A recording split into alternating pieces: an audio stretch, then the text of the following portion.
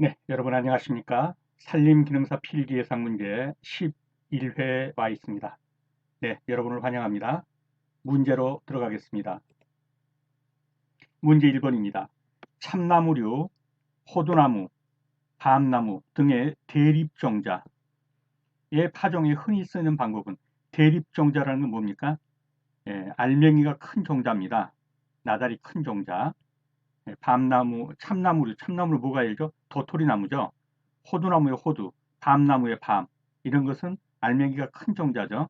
이러한 알맹이가 큰 종자의 파종에 흔히 쓰이는 방법은 무엇이냐 그랬습니다. 이랑이 이렇게 있다면 이제 이렇게 흙이 이렇게 있겠죠. 그리고 도랑이죠. 또 이랑이 이렇게 있고요. 자, 이랑이 이렇게 있다면 큰 종자, 대립 종자는 답부터 찍으면 전파인데요. 이렇게 하나의 여기에 점을 찍듯이 한 알 내지 두세 알, 많아야 세 알이죠.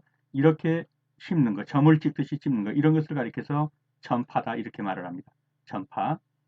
산파는 뭐냐면 흩을산자예요. 막 뿌려버리는 거예요. 막 모래알 뿌리듯이 막 뿌려버리는 거. 이걸 산파라고 그래요. 그 조파는 뭐냐면은 조파는 이랑이 이렇게 있으면 이렇게 줄로 뿌리듯이 이런 식으로 뿌리는 거. 열을 지어서 이렇게 줄로 뿌리는 거. 이걸 조파라고 그래요. 취파는 뭐냐면 이 저장성이 없는 종자예요. 1년 동안 저장하려면 썩어버리거나 이런 종자를 열매를 따자마자 바로 거기서 뿌려버리는 거. 이걸 취파라고 해요. 그래서 참나무의 도토리, 호두, 밤 이런 굵은 종자는 이렇게 점을 찍듯이 이렇게 심는 거. 이걸 점파라고 그러는 겁니다. 답은 4번이 되겠습니다. 자, 이 내용은 지금 설명드린 내용을 적은 것이니까요. 한번 쭉 읽어보시기 바랍니다. 1번입니다. 전파죠. 참나무의 도토리, 호두, 밤같이 큰 대립종자는 어떻게 한다고요? 전파로 심는다. 미국 킴블라방의 월동 형태는 이것은 지지난 시간인가 우리가 한번 그림으로 다 봤죠. 여기서는 간단히 설명만 하겠습니다. 미국 킴블라방은 월동을 어떻게 한다고요? 번데기로 합니다. 이렇게 집을 지어 코치를 지어가지고 이 안에서 번데기로 안에서 월동을 하고 봄이 되면 그렇죠. 흰불나방으로 나방이 돼서 나와가지고 또 일생을 사는 것이죠. 그래서 미국 흰불나방의 월동 형태는 그러면 정답은 번데기입니다. 발화율이 90%, 고사율이 20%, 술량률이 80%일 때 종자의 효율은 아주 쉽게 생각하면 고사율을 생각할 것 없이 90%, 80%를 막 곱해버리면 98에 72, 72% 나오죠. 그 답은 72%예요. 이제 이게 무슨 말이냐면 종자 100개를 심었어요. 100개를 심었더니 90%가 싹이 났어요. 이렇게 싹이 났습니다. 그럼 90개가 났겠죠. 그런데 이 싹 난 것 중에서 이건 아무리 봐도 이 싹이 제대로 될 것 같지 않아요. 이런 걸 다 제해버렸어요. 그런 걸 가리켜 술량률이라고 그래요. 제대로 싹 노릇을 못할 것. 이런 걸 제해버리고 나니까 80%만 남아요. 원래 90%인 90개가 남았는데 90개 중에서 또 80%예요. 90개 중에서 80%면 몇 개란 얘기예요? 98에 70이 72개란 얘기예요. 이걸 프로티지로 계산하면 72%란 얘기죠. 그래서 이런 때는 고사율은 고려할 필요가 없고 발화를 90% 했는데 발화된 것 중에서도 쓸만한 것만 고르니까 80%더라. 그러면 72%다. 이렇게 계산하면 되겠습니다.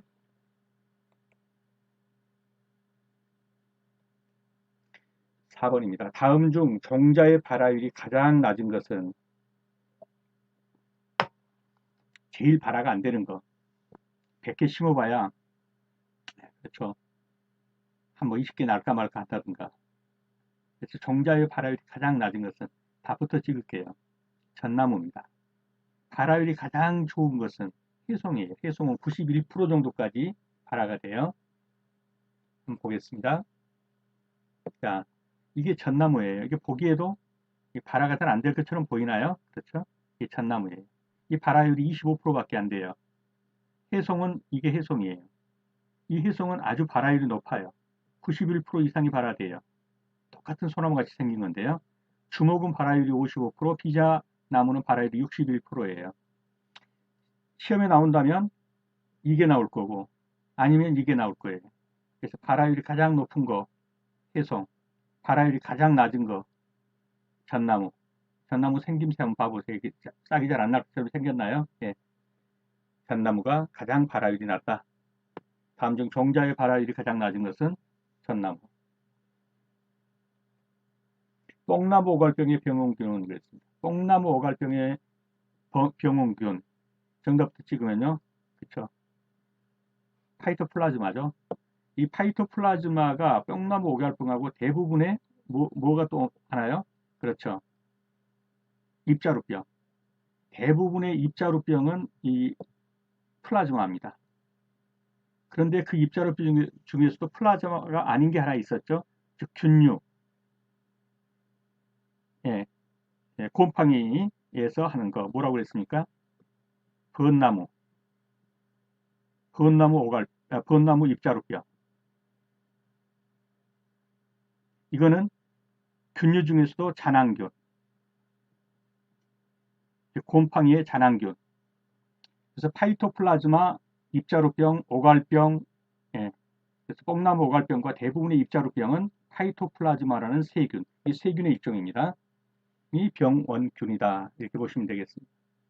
자, 그래서 벚나무 빗자루병 하나만 곰팡이균, 즉 잔황균이고 파이토플라즈마는 뽕나무 오갈병, 오동나무 빗자루병, 대추나무 빗자루병, 대부분의 빗자루병이 다 파이토플라즈마다.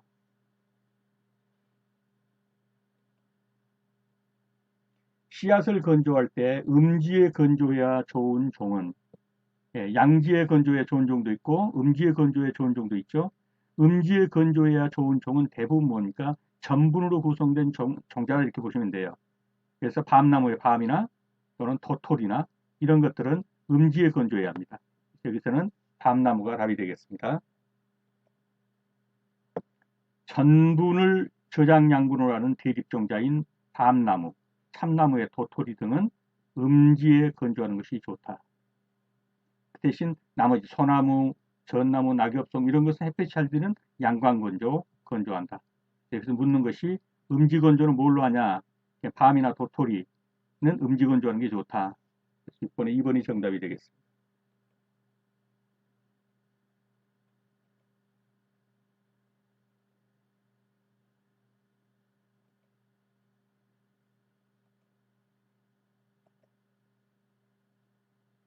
네, 죄송합니다. 우리나라가 원산인 수종은 그랬습니다. 네, 우리나라가 원산인 수종이 많지 않아요. 이것은 시험에 나올 거니까 꼭 알아두세요. 정답도 찍을게요. 우리나라가 원산인 자랑스러운 잣나무예요. 자랑스러워서 잣나무라고 했나요? 어떻든 뭐 자자는 비슷하네요. 예, 우리나라가 원성인 수종은 자랑스럽죠. 잣나무입니다. 자, 우리나라가 원산인 수종은 잣나무인데 이게 잣나무죠. 이게 잣나무예요. 그 잣이죠 이게. 우리나라가 이제 원산지인데 우리나라의 어느 도가 원산지냐 그러면은 글쎄요 가평 잣나무니까 가평인가요? 잘 모르겠어요. 어떻든 고향 도까지는 몰라도 나라는 안다는 거죠. 나라는 뭐예요? 잣나무 원산이요? 예, 우리나라다. 그건 알겠다. 근데 가평인 것까지는 모르겠다. 그러면 시험장에 가서 가평인가? 아, 가평은 우리나라네. 우리나라가 원산지네. 그 정도만 아셔도 원산지가 우리나라인 수종은 그러면요 잣나무. 조림목과 경쟁하는 목적 이외의 수종 및 향질 불량목이나 폭목 등을 제거하여 원하는 수종의 조림목이 정상적으로 생장하기 위해 수행하는 작업은 자 조림목을 이렇게 심었어요. 이렇게 심었는데 이 옆에 아카시아 나무가 나와가지고 막 올라와요. 이게 아카시아 나무들이 올라오고 다른 나무들이 올라오고. 그러니까 어떻게 합니까? 이런 걸 베줘 버리는 거예요. 네. 뭐 하려고요? 이 어린 나무가 잘 자라게 하기 위해서. 그 다음에 이 어린 나무 중에서도 보니까 뭐 이렇게 돼갖고 뭐 이렇게 돼서 이게 어린 나무가 이게 제대로 될 것 같지가 않아요. 아무리 봐도. 또 이런 나무는 그냥 제거해 버리는 거예요. 제대로 될 놈이라 크라고. 즉 형질 불량목이나 또 열나무가 있는데 칡넝쿨이 올라가지고 또 이렇게 막 그 햇빛을 가리우면 이게 폭목이에요, 폭목. 이 폭자가 이게 햇빛 가리울 폭자란 말이에요, 이게 조폭할 때. 이렇게 되면 또 어떻게 이게 좀 제거해 줘야죠. 위에 햇빛 가리지 못하게. 옆에 자라는 필요 없는 나무 제거하고 위에서 햇빛 막는 거 제거하고 예, 아예 나무 안 될 만한 거 제거하고 이게 다 뭐냐 이거예요. 무육 작업이라고도 하고 어린 나무 가꾸기. 이 어린 나무 제대로 자라게 하기 위해서 지금 하고 있는 거죠. 예, 필요 없는 이 경쟁하는 나무들 아카시아 같은 거 재버리고 위에 가로막는 칡능쿨 같은 거 재배해버리고 그건 다 뭐죠? 예, 어린 나무 가꾸기입니다.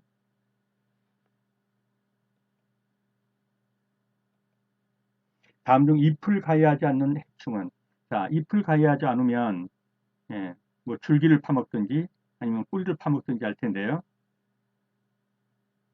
딱 보면 눈에 들어오죠. 솔라방 같은 건요. 그렇죠. 유충을 잎사귀에 까가지고 유충이 다 갉아먹고 잎벌레니까 잎먹을 거고 흰불나방도 유충을 잎사귀에 까서 잎사귀 갉아먹어요. 그러면 소나무죠. 소나무죠 뭘 먹죠? 예, 먹질부 파먹어요. 먹질부.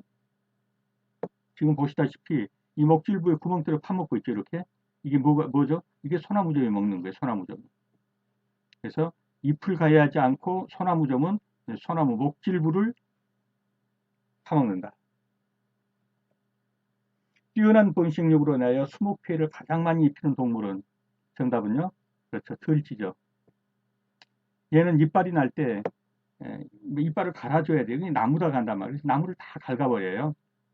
그래서 뭐 어지간한 나무들은 전부 갔죠. 옛날에 시골 집들은 뭡니까? 이 대들보도 갉아요, 얘들이.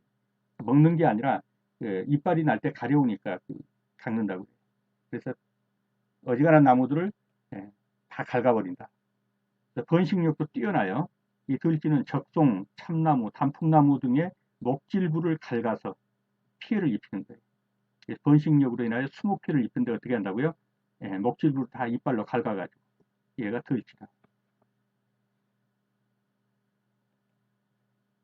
타종상에서 2년, 그리 판가리상에서 1년을 지낸 3년생 묘목의 포식방법. 맨 먼저 준 것이 뭡니까? 타종상에서 둔 걸 주죠. 그 다음에 다시 판가리상에서 둔 걸 주죠. 그래서 2-1이에요. 1-2는요. 1이 파종상에서 1년, 그 다음에 판가리상에서 2년. 이게 먼저 나온 것이 파종상, 두 번째, 세 번째 나오는 것이 판가리상. 거기에 있는 숫자는 거기에서 몇 년을 보냈냐 이게 나오는 거죠. 자, 1-1-1면은요. 파종상에서 1년, 판가리를 한번 해가지고 1년, 또 한 번 판가리를 해가지고 1년. 이것이 1-1-1이에요. 왜 이렇게 판가리를 하죠? 그렇죠. 이렇게 적은 포트에 있다가 얘가 너무 이제 커지니까 이게 감당을 못해 이게. 그래서 더 큰 데로 이렇게 큰 데로 옮기는 거예요. 큰 데로. 근데 얘도 나중에 감당을 못해요. 그래서 아주 큰 데로 이제 이렇게 또 옮기는 거예요. 이렇게 해서 판가리를 하는 거죠. 그래서 맨 먼저 있는 것이 타종상, 두 번째 있는 것이 판가리, 세 번째도 판가리. 이거는 판가리 여기서 머무는 연도. 그래서 1-1-1이라면 여기서 1년, 여기서 1년, 여기서 1년이니까 아 이건 3년생. 0-3년은요. 이게 뭐냐면 이 뿌리만 있고 잘라버렸어요. 그러면 이건 뭐 들어간 거예요? 삽목으로 간 거예요 이게. 음. 이 시험에는 잘 안 나올 텐데 어떻든 아 이거는 뿌리만 남았고 위에는 다 잘라가지고 삽목으로 가버렸구나. 꺾꽂이로 남의 집 가버렸구나. 이렇게 보시면 돼요. 여기서 답은 타종상에서 2년, 그 뒤 판가리에서 1년, 그러니까 2-1이며 3년생이다. 이렇게 보시면 되겠습니다. 이 내용은 한번 읽어보시고요. 기생봉이나 포식곤충을 이용하여 해충을 방지하는 것을 무엇이라 하냐? 기생봉. 기생봉. 이 봉자가 뭡니까? 예, 벌봉자예요. 기생봉은 어떻습니까? 알을 진딧물이라든가 이러한 곤충의 몸에다 낳거나 또는 그 알에다 자기 알을 집어넣어요. 그래서 자기 알이 뭡니까? 이 부화하면서 나오면서 그 곤충을 먹거나 또는 알을 먹고 자라나오게 한단 말이죠.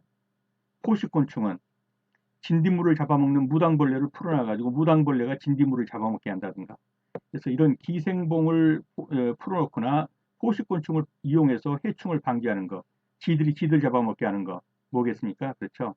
생물학적 방제법이에요. 생물적 방제법이다. 자, 이런 기생봉이 있죠. 알을 남의 알에다 낳거나 아니면 아예 성충에다 낳거나 그래가지고 자기 알이 깨서 이걸 먹고 자라게 만드는 거예요. 예? 진딧물 알을 먹고 자라게 한다든가 그렇게 해서 천적을 잡아먹기 위해서 해충을 박멸하는 거 그런 것을 가리켜서 생물학적 방제다. 내용을 한번 읽어보시고요. 생물적 방제법 13번입니다. 진딧물이나 깍지벌레 등이 수목에 기생한 후에 그 분비물 위에 번식해서 나무의 잎, 가지 줄기가 검게 보이는 병. 그러면 대강 감은 오시죠? 검다, 끄을렸다. 그렇죠? 네, 정답은 끄을렸다, 끄을은 병이에요. 진딧물이나 깍지벌레가 먹고 나서 똥을 싸요. 근데 똥에 이 당분이 많아요. 이 당분에 곰팡이균이 번식을 해가지고 새카맣게 변질이 되는 거예요. 그래서 탄소 동화 작용을 못하게 하는 거예요. 지금 보시면 이게 그을음병입니다. 진딧물이나 깍지벌레 등이 배설하는 분비물에 포함된 당분이 있어요. 이 당분을 곰팡이가 먹고 번식을 해서 이렇게 광합성을 방해해버린다 말이죠. 코팅을 해버려요. 그래서 검은성의 피막을 형성해서 서서히 말라 죽게 하는 겁니다. 그래서 이 끓인 것처럼 보이죠? 그래서 진딧물이나 깍지벌레가 배설하는 분비물에 의해서 검게 끓이는 거, 끓음병입니다. 진딧물이나 깍지벌레 등이 수목에 기생한 후에 그 분비물 위에 번식하여 뭐가요? 곰팡이가 나무의 가지줄기가 검게 보이는 병, 거무튀튀하니까 그런 병이겠죠.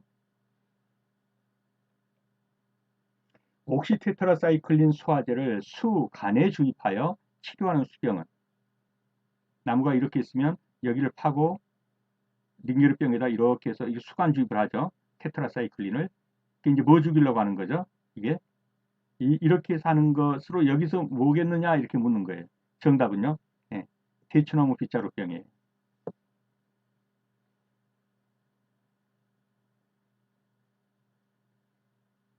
어떻게 생긴 건지 보여드릴게요. 자, 이게 여기가 지금 이 빗자루 같이 생겼잖아요. 이게 그래서 이게 대추나무 빗자루병. 다른 빗자루병 비슷해요. 이건 다 나무가 이렇게 있으면 여기서 한 가지만 이렇게 놔야 되는데 가지가 여기서 그냥 막 2, 30개가 이렇게 나버리는 거예요. 한 여기에서 이게 이제 막 이렇게 나니까 이걸 보니까 빗자루 같이 생겼다 그래가지고 이걸 빗자루병 그렇게 말하는 거예요. 이 빗자루병은 병원체가 뭐냐면은 마이코플라즈마라는 세균이에요. 플라즈마. 아까 봤죠?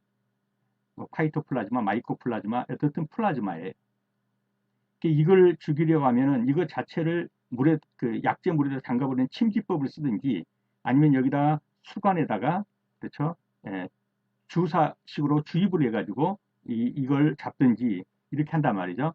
옥시다 테트라사이클을 수관에 주입하거나 침지하는 방법으로 방지한다. 그래서 대추나무 빗자루병, 옥시다 테트라사이클을 수화제를 수간에 주입하여 치료하는 수병은 대추나무 빗자루병인데 이것은 뭐다? 플라즈마라는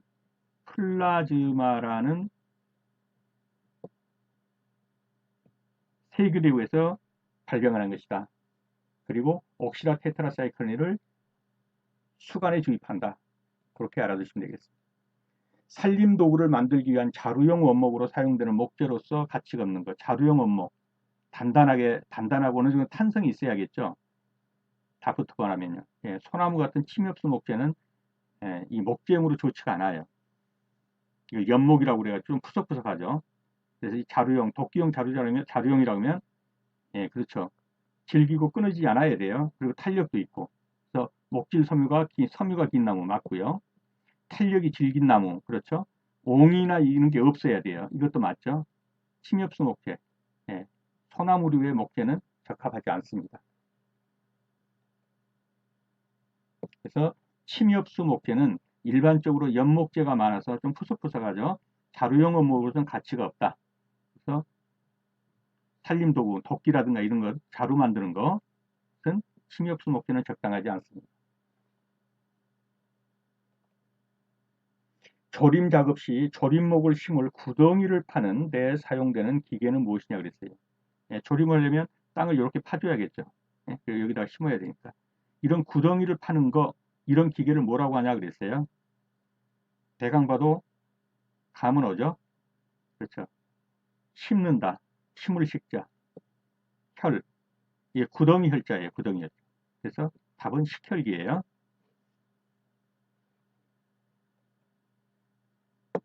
자, 이렇게 애불기 같은 것에다가 이 날을 다는 거예요. 예, 이 식혈 장비 날을 다는 거예요. 그럼 이제 뚫으면 들어가는 거죠.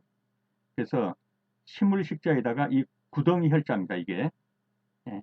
그래서 모음욕 식재를 위한 구멍을 뚫는 데 사용되는 기계로서 보통 체인톱이나 애불기 등의 엔진에다가 이렇게 붙여가지고 칼날을 붙여서 조립용으로 쓰는 이목기계. 그래서 요걸 가리켜서 뭐라고 그런다? 식물 식자에다가 구덩이 혈자 식혈기.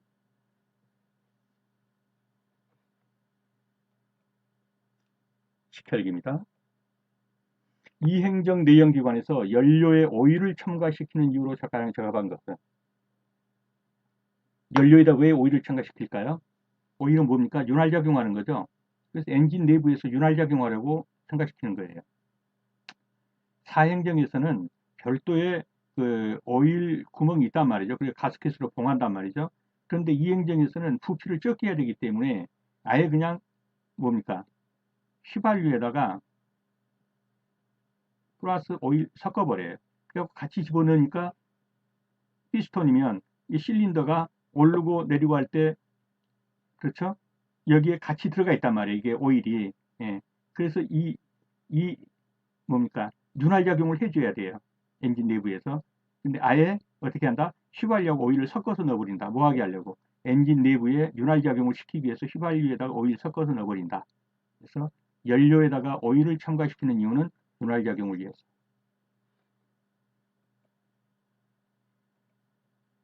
18번입니다. 와이어로프 고리를 만들 때 지름은 와이어로프 직경의 몇 배 이상으로 하느냐? 자, 로프가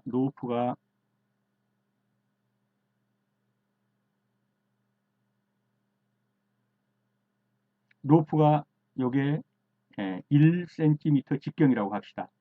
그러면 이렇게 해서 이제 매듭을 지어가지고 이제 로프의 고리를 만들었죠. 이런 고리를.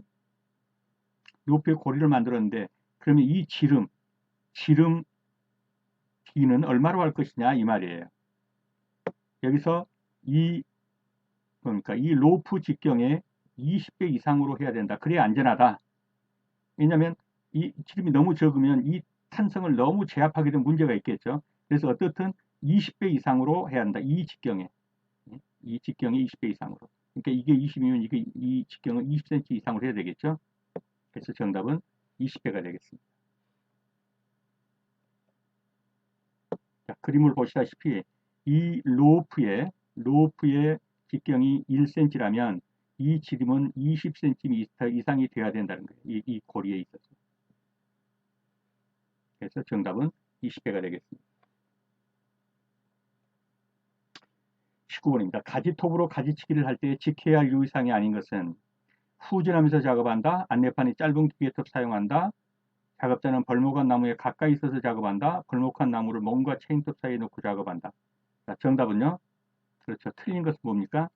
후진하면서 작업한다. 이게 틀렸죠.